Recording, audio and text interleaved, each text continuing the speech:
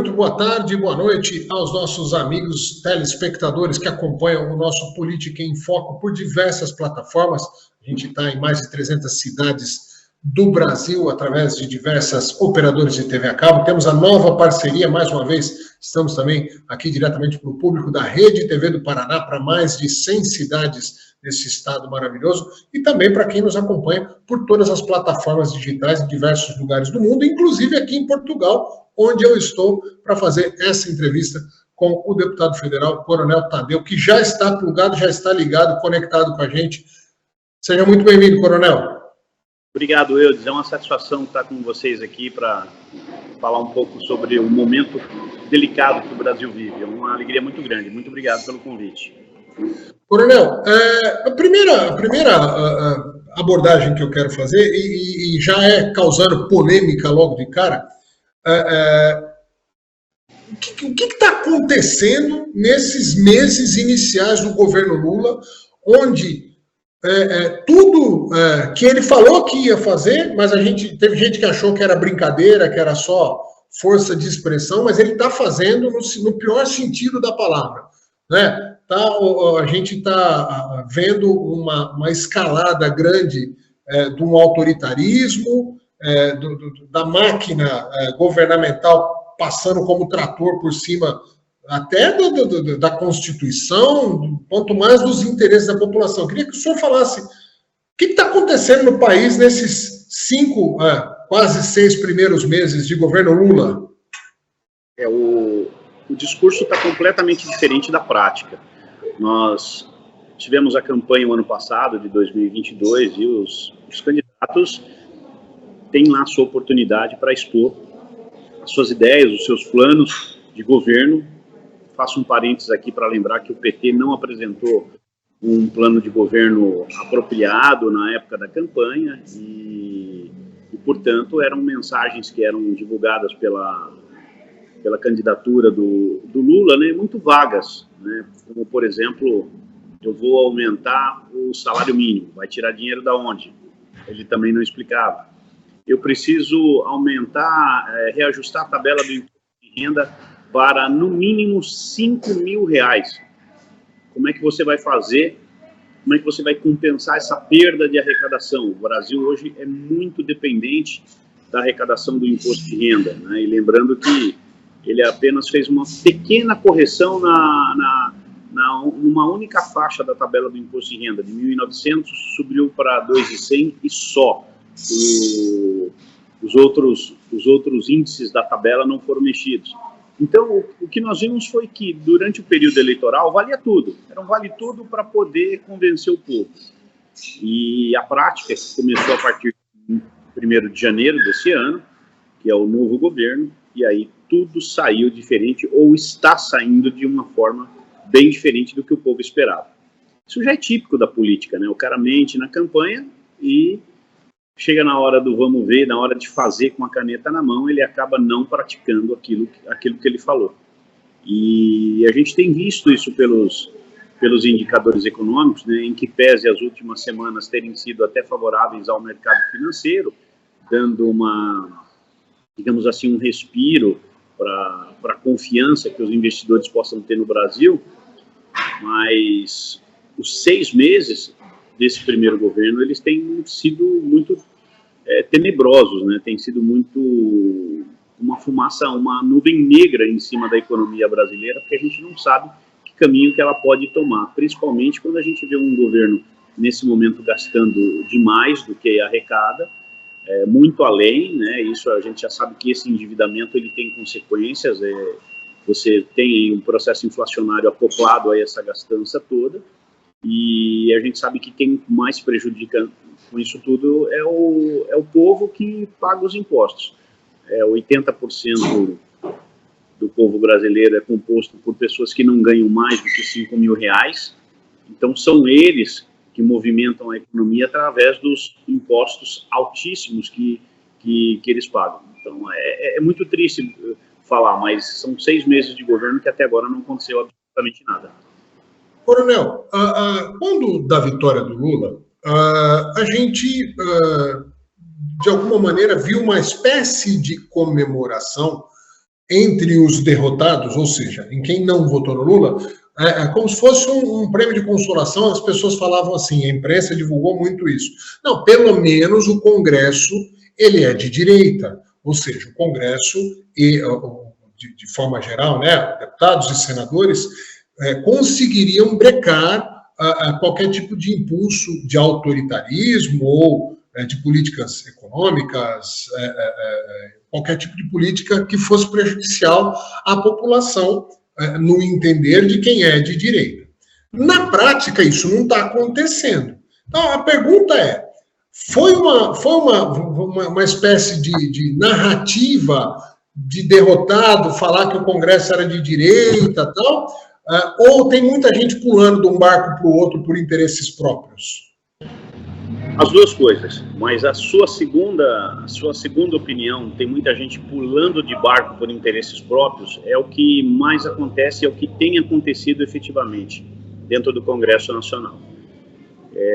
Existe um jogo político que a população não desconhece, né? Não tem a menor noção de como ele funciona. Você, para conseguir uma cadeira na Câmara dos Deputados ou no Senado Federal, todo mundo já sabe que é muito suado, não é fácil. Se fosse fácil, todo mundo chegava. São apenas 513 deputados para 200 milhões de habitantes e 81 senadores para 200 milhões de habitantes. Então, campanha política, nenhuma campanha é fácil. E aí, a sua sobrevivência como político depende daquilo que você faz. Só que o Congresso está lá para fazer leis e fiscalizar. São as funções básicas do Congresso. E o que acontece é que essas funções, elas são distorcidas. Eles não fazem nenhuma coisa e nem outra. Então, o que resta para eles é tentar pegar recursos e mandar para as sociedades para mostrar, olha o que eu estou fazendo, olha o que eu estou fazendo, estou levando recurso. Isso não é função de um deputado, isso não é função de um senador, né? Só que o povo não sabe disso, o povo acha que o deputado é aquele cara que tem a responsabilidade de ir lá em Brasília e catar o máximo de dinheiro possível e levar para o município. E não é isso. Quem tem que fazer isso é o próprio governo federal através de uma lei chamada Lei Orçamentária Anual. Mas o povo é completamente ignorante dessas pautas, né? Se eles soubessem que o deputado não está lá para fazer isso, jamais votaria num cara que vem com uma mala cheia de dinheiro, entrega para o prefeito e fala assim, ó, faz aí a obra que você precisa. Isso é completamente errado. As coisas precisam acontecer sem a intervenção de um deputado ou senador, mas tudo isso foi distorcido ao longo do tempo. E as pessoas não têm esse conhecimento. Então, o que acontece hoje no jogo? O jogo acaba se dando bem quem mais consegue esses recursos. Virou uma disputa por emendas, por recursos, sejam eles federais ou estaduais, que o deputado ou senador consegue para poder fazer um oba-oba dentro da sua cidade. Então, partindo desse desconhecimento, é que as pessoas, os políticos, né, quando entram lá, acabam mudando de barco. Poxa, eu preciso estar do lado do rei. Se eu não estiver do lado do rei, eu não vou conseguir nada. E aí ele muda, ele joga todos os seus valores na lata do lixo, joga todo aquele discurso de campanha para conseguir voto, joga na lata do lixo e pula no barco de quem está mandando no país. É o que acontece, e isso aconteceu. Vários deputados, vários senadores já mudaram de posição e estão com o governo e ponto final, porque senão eles não vão ter o dinheiro que eles precisam para fazer as suas benesses nos municípios. E a outra coisa é aquela questão de... E aquela segunda parte, então, quando você falava de Congresso Conservador, na verdade a sua primeira fala, após o dia 3 de outubro, nós ficamos ali uma semana, 2 semanas, falando desse Congresso Conservador que foi eleito, quando na verdade ele não é um Congresso Conservador de jeito nenhum, porque ao longo do tempo, principalmente após o dia 1º de fevereiro, quando deputados e senadores assumiram os seus cargos, né, todos eles já começaram a mudar de lado. Então, cadê o conservadorismo? Cadê a direita brasileira? Ela não existe. Foi, sim, um grupo de políticos que se aproveitaram da onda Bolsonaro, que ela ainda existe, ela está aí e vai continuar, e se aproveitaram, se elegeram, ganharam as suas cadeiras e agora estão fazendo o jogo de quem está no poder. Mas é uma provocação muito direta. O senhor considera isso um pragmatismo de sobrevivência? Ou seja, puxa, dá para entender ou é mau caratismo mesmo e na política não podia ter esse espaço para essa adequação filosófica tão rápida quanto está acontecendo? Tem as duas coisas. Tem o mau caratismo, Eudes, e tem também aquela questão do oportunismo. Poxa, se eu ficar aqui, vai ser o meu suicídio político, né? E, infelizmente, o meu eleitorado, ele precisa ver eu levando recursos. Então, eu preciso estar do outro lado. E tem o mau caratismo mesmo, que o cara faz de propósito. Eu vou ali só para me aproveitar e me elejo e depois eu pulo fora e acabou. Então, existe as duas coisas. O que falta para o povo é essa sensibilidade, essa perspicácia para identificar qual é o comportamento do político para poder dizer para ele, olha, meu amigo, você mudou de barco, você não tem mais o meu voto. Então, isso falta para o eleitor, essa malandragem, essa expertise para a política, para simplesmente não colocar o voto naquelas pessoas que estão ali só para se aproveitar. Lembrando que o maior lesado disso tudo, Eudes, é o próprio eleitor. Porque eu costumo falar, né? Como é que eu faço para o povo se sentir lesado? Eu vou responder aqui por mim, né? Eu me sinto lesado quando eu vejo uma obra superfaturada. Eu me vejo lesado quando eu vejo uma compra de remédios ser superfaturada. Eu me sinto lesado quando eu vejo os desvios de dinheiro que acabam acontecendo em todas as esferas de governo. Por que eu me sinto lesado? Porque, Eudes, outro dia eu fiz essa conta, a cada 100 reais que eu ganho de salário, de 45 a 60 eu pago de imposto. Aí os caras falam, como é que é isso? Quer dizer que você, na verdade, a cada 100 reais você só ganha 40? Mais ou menos isso. Se você fizer uma conta, né, eu pago 27,5% de imposto de renda de tudo que eu ganho. Então ali eu já perdi no próprio olerite. No meu olerite, no meu contra-cheque, né, de tudo que me é pago, eu já perdi quase 30%, 27,5%, que é a última faixa da tabela do imposto de renda. Então, vamos só arredondar a conta para não ser tão preciosista. Sobrou só de 70% do meu salário. Aí desses 70%, eu vou usar eles onde? Onde é que eu vou usar? Água, luz, telefone, internet, celular, gasolina, arroz, feijão, vinagre, óleo, ovos, farinha, e por aí vai. Eu gasto tudo naqueles itens básicos que a gente precisa. Eu disse, em tudo isso que eu comprei, vamos imaginar que eu gaste R$1.500, R$2.000 aproximadamente, 40% é imposto. Então, quando você olha ali, eu gastei R$2.000 no supermercado, por exemplo, né? Então, só ali R$800 é de imposto. Tudo que eu comprei custou R$1.200.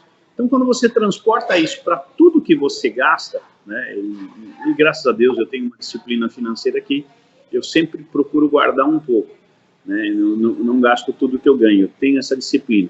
Mas hoje é muito difícil para uma família que ganha R$2.000, R$2.500, R$3.000, ela dizer assim, eu vou poupar. Se ela poupar, ela vai poupar R$100, R$200 no máximo. Então, dos R$3.000 que ela ganha de salário, que ela consegue fazer de salário, R$1.800 é imposto.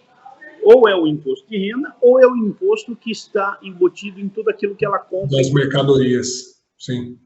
Coronel, então, pesado. Eu vou aproveitar aí uma fala, o senhor falou assim, teve muita gente que se elegeu na onda do bolsonarismo, que continua, ele existe. Mas o sistema político atual, junto com uma parte do judiciário, está se esforçando muito para tentar acabar com o bolsonarismo e parte da direita, tal, com seguidas.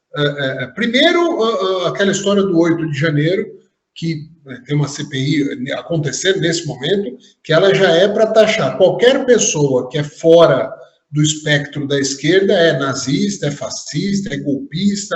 Essas palavras são repetidas diariamente na mídia, na boca dos políticos de esquerda e, infelizmente, da boca de quem deveria ser neutro, do próprio Poder Judiciário. Tem se utilizado dessa retórica com bastante frequência.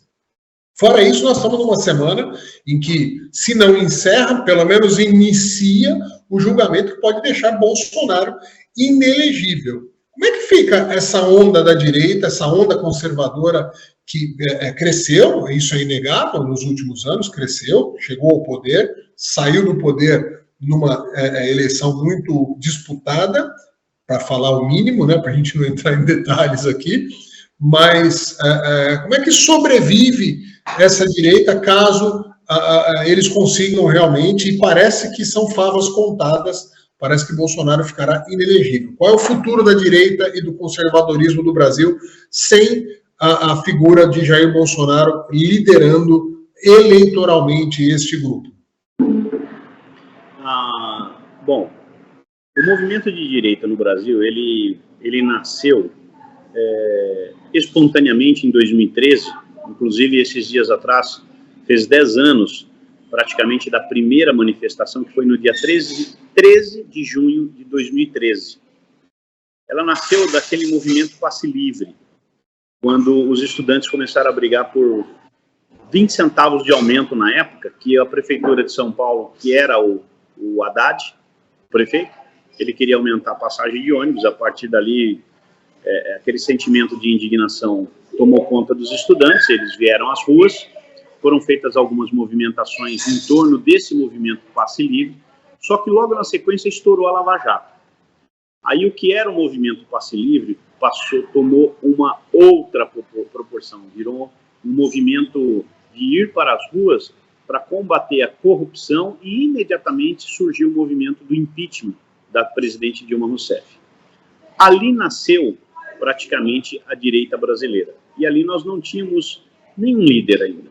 Era um movimento espontâneo, eram diversos grupos que reuniam os seus seguidores pela plataforma do Facebook, que era muito ativa naquela época. O WhatsApp era muito recente, o Instagram não existia. Então nós tínhamos ali praticamente o Facebook que conduzia todas essas convocações. E ali começou a se seguir manifestação em cima de manifestação, 2013, 14, 15, até chegarmos em 2016. Em 2015, o presidente Bolsonaro tomou posse para o seu último mandato como deputado federal, 7º mandato. E ele, então, se arriscou a uma candidatura. Até então, uma coisa maluca, ninguém sabia onde isso ia dar, e ele caiu nas graças do povo. Foi ali, a partir de 2015, fazendo pequenos vídeos ali no fundo do plenário da Câmara dos Deputados, mostrando a indignação, vendo que o povo já estava nas ruas, ele começou a fazer seus vídeos, e os vídeos colaram bem na mente do povo brasileiro.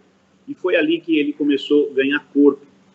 E foram 4 anos que deram muito certo para ele. Ele realmente se postulou e conseguiu ocupar o líder de ser o maior líder da direita. Era só ver as imagens para onde ele ia, que cada vez crescia mais esse movimento. E isso culminou na sua eleição, na sua vitória em 2018. Ele teve o seu mandato de 4 anos como presidente e conduziu bem o país. Claro que ninguém consegue acertar 100% em tudo, a gente sabe muito bem que existem erros e acertos, mas os acertos foram muito maiores do que os erros, e isso fez com que o Brasil fosse colocado numa condição completamente diferente do que nós tínhamos em 2017 e 2018.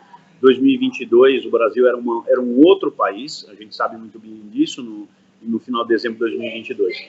E o Bolsonaro, agora respondendo, eu fiz toda essa contextualização para chegar nesse ponto para responder a sua pergunta. O Bolsonaro hoje é o maior líder da direita brasileira. E por muito tempo ele será, a não ser que ele não queira. O fato de ele estar sendo submetido essa semana a um julgamento, não mais um processo, o processo já acabou.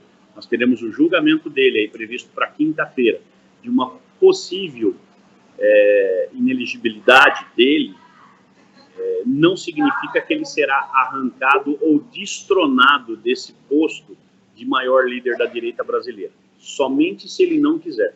E ele já deu sinais, de que, sendo inelegível ou não, ele vai continuar na política. Não só ele, como o Braga Neto e tantos outros que estão ali do lado dele. Então, são pessoas que vão continuar na política, precisam deixar um legado, e eu faço um paralelo com o Lula. O Lula nunca deixou de ser o líder da esquerda, a gente sabe muito bem disso. Eu conheci o Lula quando eu tinha ali meus 19, 20 anos de idade, 1985, né? E o Lula já era o líder da esquerda. Nós já tínhamos o PT fundado há 5 anos, que começou em 1980. O Lula começou ali com seus 34, 35 anos, ali em 1979, 1980, com aquele movimento sindical. E é até hoje o maior líder da esquerda. Está aí como presidente no seu 3º mandato. E isso não significa que o Bolsonaro não pode alcançar isso também. O Bolsonaro pode, muito bem, não sendo inelegível, ser o presidente em 2026 e ser reeleito em 2030. E ter também 3 mandatos. Né? E não é difícil disso acontecer. Então, portanto, o Bolsonaro está firme, né? E as palavras dele dizem isso, o comportamento dele dizem isso, que ele vai realmente trabalhar politicamente pelo país. Nós temos as eleições municipais muito importantes no ano que vem e principalmente 2026. 2026 é um outro tempo, né? É um outro tempo, é uma outra história, e eu acredito que o presidente Bolsonaro vai conduzir, ou como candidato ou não, esse movimento de direita para a gente retomar o comando do país em 2026, né? E também em 2030. A questão passa um pouco por o quanto o Bolsonaro pode ser competente por uma coisa que o Lula sempre se demonstrou incompetente, que é a transferência de votos. Né? O Lula é maior do que a esquerda brasileira.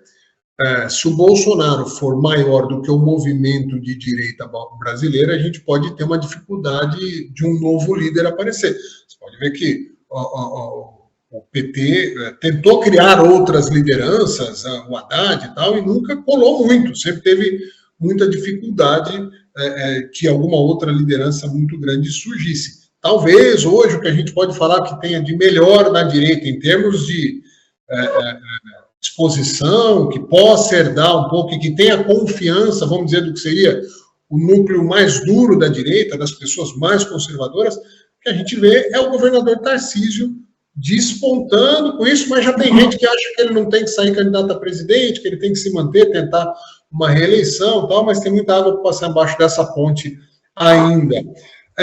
Outro assunto importante dessa semana aqui é a sabatina do Zanin,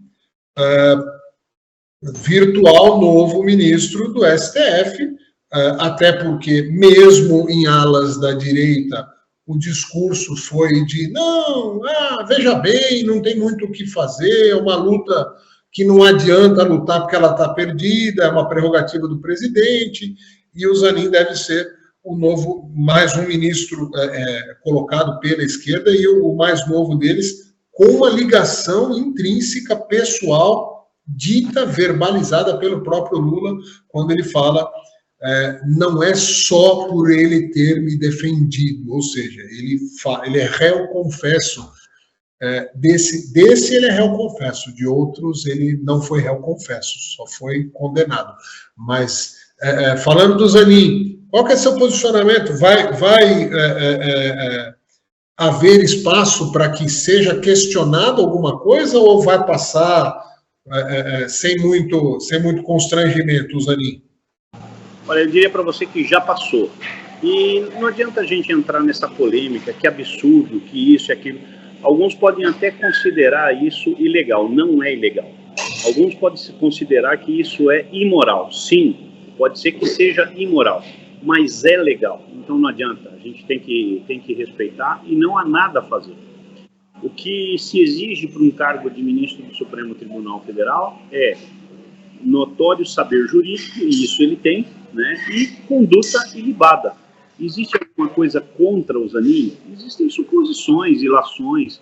Então, está tudo dentro do previsto e não vai acontecer absolutamente nada com ele. O Cristiano Zanin vai ser sabatinado e vai passar nessa sabatina.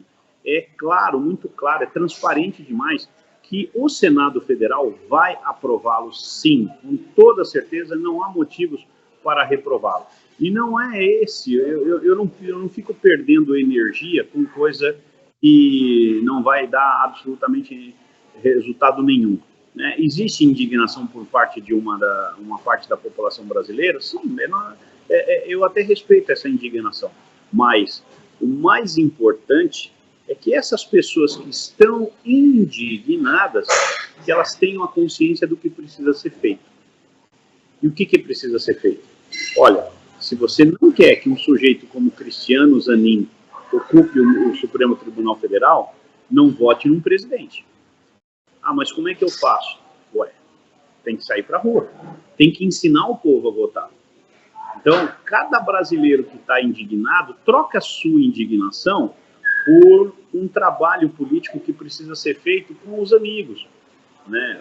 Que precisa ser feito um trabalho de se levar informação de quem exatamente nós elegemos nessa eleição.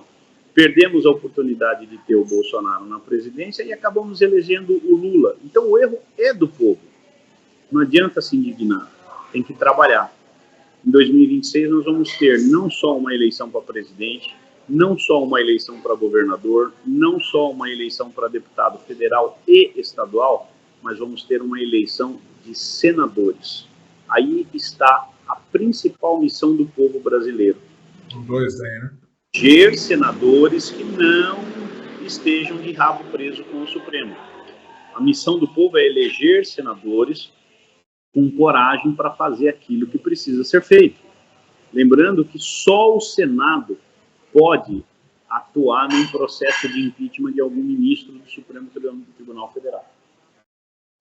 E da mesma forma que esse Senado Federal vai aprovar com toda tranquilidade o Cristiano Zanin, é o mesmo Senado Federal que não tem coragem de peitar o Supremo. Então nós precisamos trocar, nós precisamos mudar. Cada estado vai eleger 2 senadores em 2026. Quem serão esses senadores que vão ocupar? E aí eu vou voltar um pouco na sua fala anterior, Eudes, quando você falou que o Bolsonaro ele tem uma capacidade de transferir votos. Os exemplos estão aí. Nós temos aí o Cláudio Castro, governador do Rio de Janeiro, que foi eleito aí com as bênçãos do Bolsonaro. Temos o Tarcísio, em São Paulo temos o Jorginho Melo, em Santa Catarina. Temos o Denário, lá em Roraima, Rondônia, não lembro exatamente qual é o estado dele. Então nós temos vários... O próprio senador, o astronauta Marcos Pontes... Estou falando dos governadores. Por exemplo, agora vamos aos senadores, né? Então, acredito eu que o Bolsonaro conseguiu ali emplacar uns 5 governadores, 5 ou 6, né? E emplacou 9 senadores dos 27. Então nós temos aí o astronauta Marcos Pontes, nós temos o Jorge Seife, nós temos o Mourão, quase emplacou no Paraná o Paulo Eduardo Martins, quase, né? Veio o Moro, né? O Romário no PL foi eleito no Rio de Janeiro. Nós tivemos o Cleitinho em Minas Gerais, temos a Damares Alves pelo Distrito Federal, e eu sei que são 9 no total, são 9 senadores, então está aprovado. E para 2026, preparem-se que o Bolsonaro ele vem mais animado ainda, porque ele vai tentar, no mínimo, 1 por estado, e quem sabe em alguns estados eleger os 2 senadores, porque a gente não pode desprezar a força da esquerda. Muito provavelmente em alguns estados a gente deve ter um senador de direita e um senador de esquerda sendo eleito, tá? Mas a proposta é essa. Então esse é o desafio, não adianta criticar.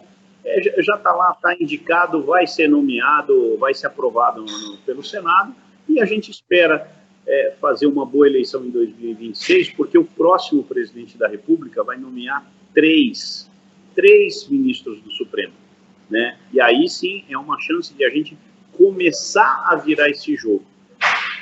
Ô, deputado, mudando aqui, vamos falar um pouco agora, falando bastante de política, falar um pouco talvez da principal bandeira que o levou, né, de coronel, a ser deputado de segurança pública. E a gente vê um caso que aconteceu recente agora, de mais uma invasão em escola com arma de fogo, o garoto vai e assassina, e não é a primeira vez, isso era uma coisa que a gente só via em jornalismo internacional, nos Estados Unidos, e agora tem acontecido com uma regularidade assustadora no Brasil. E aí a gente fica refém de narrativa sempre. A esquerda fala, tá vendo? A arma que esse garoto está usando, se todo mundo tivesse desarmado, não teria acontecido. E a direita combate com, olha, o professor, o governador Ratinho Júnior falou isso, que o professor que conseguiu evitar que a tragédia fosse maior, passou por treinamento, ou seja, preocupado com a segurança pública, com a segurança dos jovens. Como faz para... Qual é o seu entendimento a respeito dessa história do desarmamento ou do preparo, inclusive, eventualmente, até com pessoas armadas em escolas? Qual é a melhor opção? Olha, eu adoraria morar num paraíso, onde ninguém andasse armado. Eu adoraria. Nem bandido, nem cidadão de bem. Mas a gente sabe que isso é um mundo utópico. Quando a gente olha para o nosso país, a gente olha para o Brasil, onde o bandido está cada vez armado, não tem como você dizer, poxa, eu vou deixar só os bandidos armados. É muito bonito esse discurso da esquerda de dizer assim, todos nós precisamos nos desarmar. E aí, quem desarma o bandido? O Estado. Mentira. O Estado não consegue mais. O Estado, infelizmente, ele não consegue desarmar o bandido. Não seria melhor o Estado ou o seu representante dizer o seguinte, olha, eu vou desarmar os bandidos. Quando eu desarmar todos eles, aí a gente entrega as armas. Beleza, bacana. Agora, enquanto você não faz isso, me desculpa, querer tirar a arma de um cidadão de bem é um crime que o Estado comete contra a própria segurança dessa pessoa, da família dessa pessoa e contra a sociedade. Então vamos desarmar os bandidos primeiro. Enquanto isso não for feito, a gente tem que andar armado. E andar armado não significa você armar de forma indiscriminada. Você precisa realmente ter critérios, ter procedimentos, regras para poder fazer isso. E o Brasil faz isso muito bem. O Brasil tem a legislação de armas mais exigente do mundo, mais apertada que possa existir no mundo, mais apertada que os Estados Unidos. Mesmo assim, eles acham que as pessoas precisam andar desarmadas. Então, isso é um verdadeiro absurdo. E eu estou esperando a notícia para saber sobre a arma do sujeito lá de 21 anos, o esquizofrênico, que pegou um revólver e foi lá e deu 12 tiros e matou a menina, né, ontem, de 17 anos, e hoje veio a notícia de que o menino também faleceu, porque tomou um tiro na cabeça. Ele estava num hospital em Londrina, mas ele não conseguiu sobreviver. Então foram 2 mortes contabilizadas nesse lamentável fato. Eu quero saber a arma, da onde é que ele pegou essa arma, para saber se é uma arma legalizada ou uma arma não legalizada. Muito provavelmente vai ser uma arma não legalizada. É uma arma que ele teve um acesso, né, de uma forma totalmente contrária ao que a legislação prevê. E a gente também tem que fazer um destaque aqui, não adianta culpar os organismos de segurança pública, não dá, porque as polícias, elas não são onipresentes. É culpa da segurança pública, é culpa do governador, é culpa do secretário de segurança pública, não dá para a gente colocar um policial, um guarda em cada escola, é impossível, a gente não consegue. Seria um mundo ideal também a gente ter um guarda, um policial por quarteirão. Mas isso é absolutamente impossível. Em Nova York, eles conseguiram fazer. Você pode ver que quem anda lá em Nova York, que não é lá tão grande assim, uma cidade muito rica. Só em Manhattan. A ilha de Manhattan, você tem lá um policial a cada quarteirão, ou quase em todos os quarteirões. Quase em todos os quarteirões. Mas essa não é a sociedade que a gente quer, né? Se a gente tiver numa sociedade que você precisa ter um policial em cada esquina, porque a sociedade é que está errada. Exatamente. Não é a segurança pública. E quanto à informação de onde veio essa arma desse crime que aconteceu no Paraná, o senhor tem a certeza? O senhor tem certeza, não tenho dúvida, o senhor já espera isso, que se a arma for de um CAC ou de um policial ou uma arma legalizada, vai estampar todos os sites, todo o Jornal Nacional vai abrir falando disso. Se for uma arma do tráfico, uma arma ilegal, esse assunto não vai ser pautado. Esse, infelizmente, é um dilema da imprensa brasileira, que ela, além de ter lado, e eu acho até que é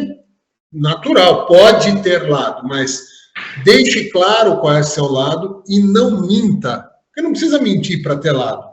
Você pode ter lado e não viver na mentira. A imprensa brasileira está num caminho muito ruim, a maior parte dela com raras e honrosas exceções. Deputado, partindo, ainda falando de segurança pública, né? O senhor falou assim, o Estado não consegue desarmar a sociedade, o Estado não consegue dar proteção full time em todos os lugares, não é onipresente para guardar as pessoas. Então, o Estado não consegue isso.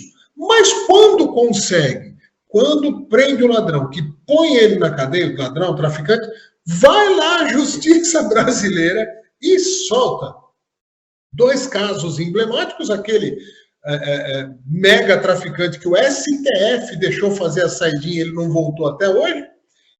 E mais recentemente, que eu conversando aqui em Portugal com um, com outro eu conto, as pessoas ficam horrorizadas.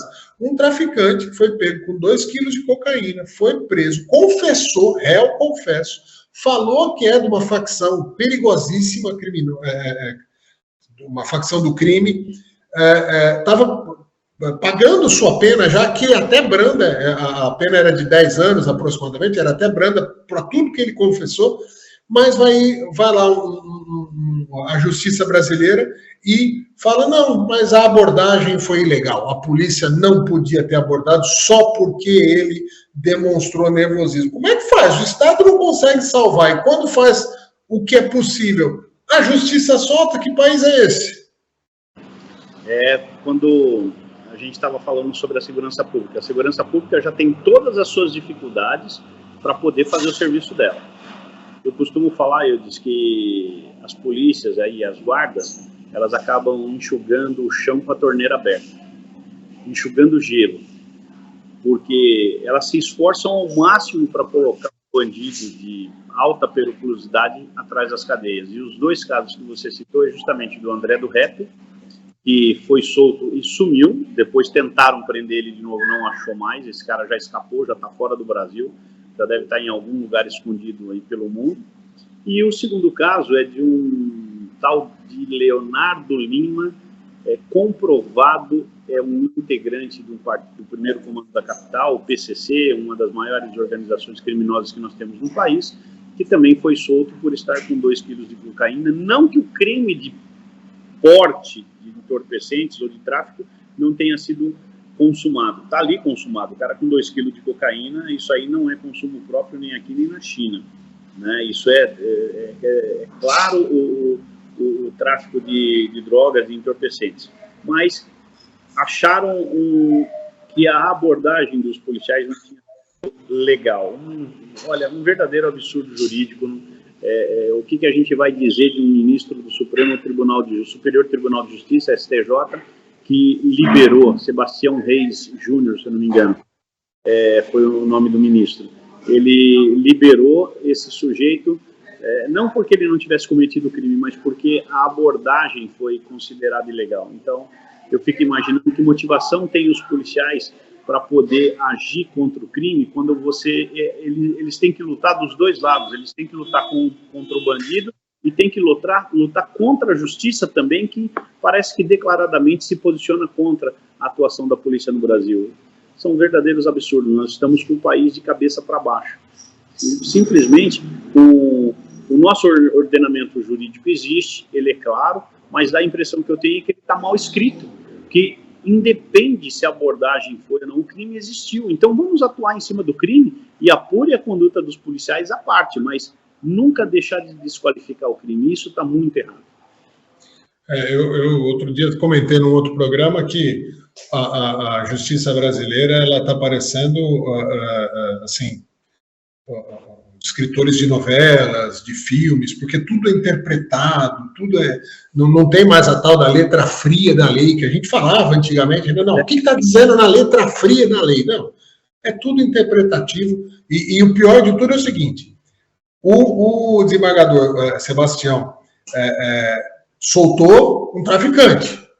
Mas se eu chamar, ou se alguém chamar o desembargador de qualquer coisa na internet, é capaz da gente ir preso, inclusive deputados, porque deputado também hoje em dia não tem mais 100% de garantia de que a sua conduta, o que ele possa falar vamos dizer, inviolável, ele tem o direito de falar o que quiser. Já não dá mais para acreditar nisso no Brasil. Se não é com um deputado, você imagina com um mero e reles jornalista, como as coisas estão assustadoras. Coronel, eu, partindo, né, para o final do nosso programa aqui, eu quero agradecer a Paula, eu não sei se eu vou pronunciar direito o nome dela, Questes, do Direito Araçariguama, foi quem arrumou aí, nos levou a ter o contato com o deputado Coronel Tadeu, mas eu quero agradecer também pelo seu tempo, pela sua predisposição de participar do nosso programa, e tenha certeza que se tem muito veículo de comunicação que infelizmente não está desempenhando o seu papel de ser, não precisa ser imparcial, mas pelo menos dar espaço para todos os lados, deixar com que as pessoas tenham, né, o direito de emitir as suas opiniões e não julgá-las pela opinião e sim pelos atos. Aqui na Connect TV é diferente, a gente tem esse instinto democrático permanente, as portas e as nossas câmeras estarão sempre abertas para que a gente tenha esse debate 100% democrático. Muito obrigado, suas considerações finais. Obrigado, Eudes, obrigado pelo convite, agradecer a Paula Questes, né, a Paulinha de Araçariguama, né, que possibilitou que essa entrevista fosse feita. Um abraço para todos vocês, muito sucesso e agradeço demais a audiência. Muito bem, muito obrigado também a todos os nossos amigos telespectadores que acompanharam esse programa. Continuem conectados com a programação da Connect TV. Um abraço.